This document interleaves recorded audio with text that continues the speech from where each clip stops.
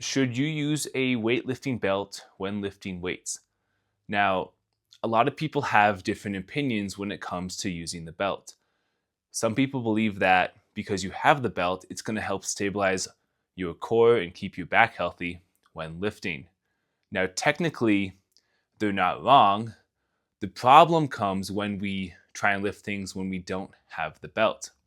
Now, I don't know about you, but in everyday life, I find myself needing to lift something that is at least somewhat heavy all the time. Now, if I use this belt chronically when lifting at the gym, my body will learn to become dependent on the belt.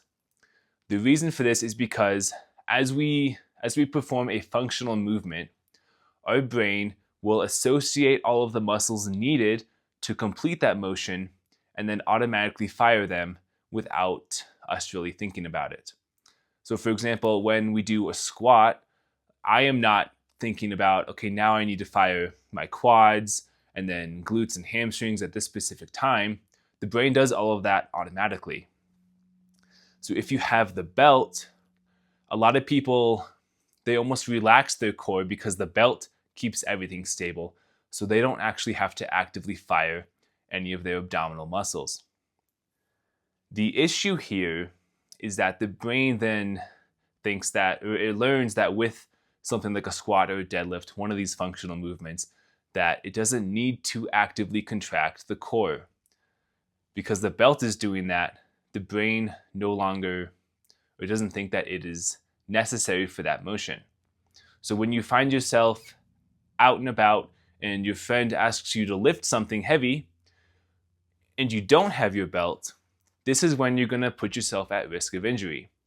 Because your brain is not naturally going to fire your core because it hasn't been associated with that movement, your core, unless you are actively contracting your core, thinking about it constantly, it's not going to activate, and then you're going to have more of a risk of sustaining a low back injury.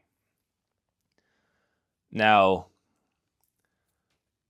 if you go to the gym and you lift all the time, but you don't have the belt, initially, if you haven't done that for a while, initially you will likely need to actively contract the core whenever you do any sort of a functional movement.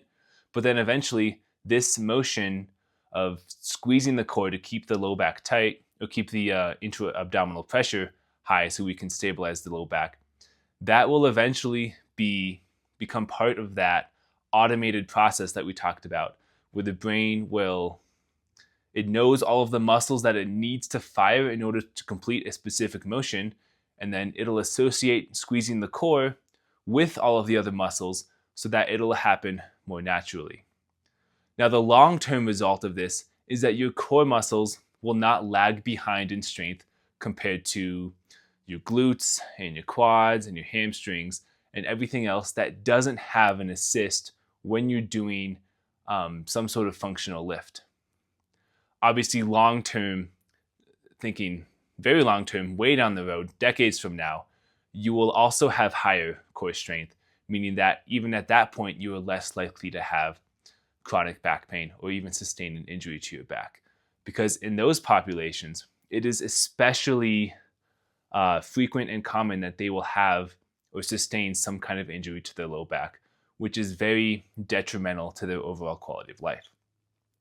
So if you don't use the belt, you can help keep your core stronger, and then you can help keep the brain or help train the brain to fire the core muscles when it needs to. And then long term, that's going to help you not sustain any unnecessary injuries.